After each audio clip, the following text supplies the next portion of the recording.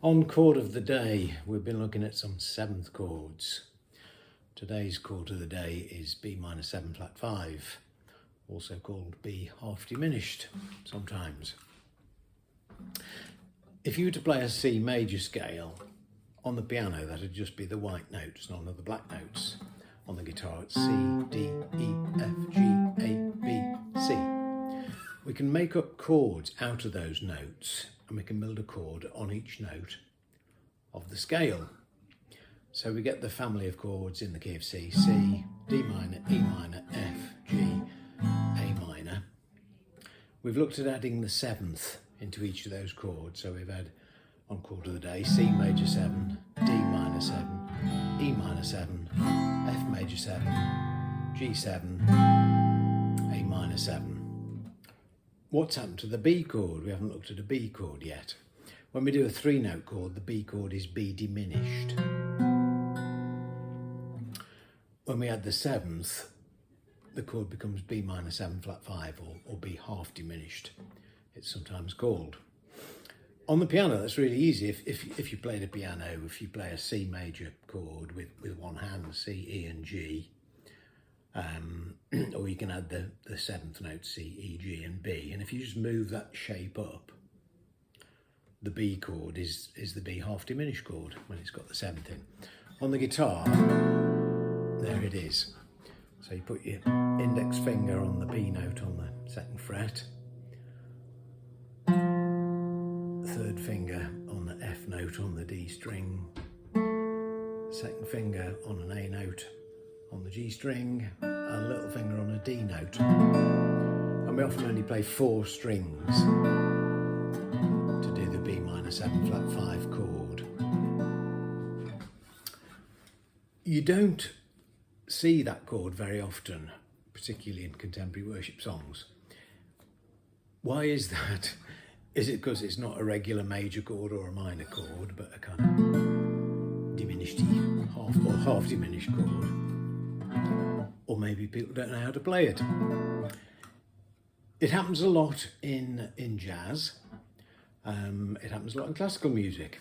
In jazz, it happens in chord progressions like there's a song called Black Orpheus by Louis Bonfa, which is A minor, Bm7 flat 5, E7.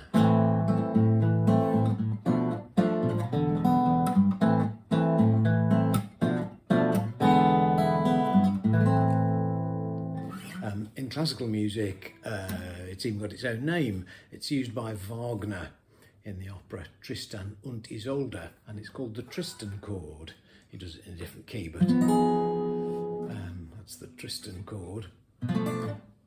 Prior to Wagner, it was used by Bach, Mozart, Beethoven, Chopin. All used that chord. So maybe we should try, if you write songs, try writing a song using a minor 7 flat 5 chord in popular music. If you get more sophisticated songs like Lennon and McCartney songs, they might use that kind of chord. If you know the song I Will Survive by Gloria Gaynor. First I was afraid, I was petrified, kept thinking I could never live without you by my side. I spent so many nights thinking how you done me wrong. There it is. I grew strong, I knew how to get along. So it happens there. Survive. In worship songs, we get it in the hymn All Hail King Jesus. All hail King Jesus, all hail Emmanuel, King of kings, Lord of lords. There it is, bright morning star.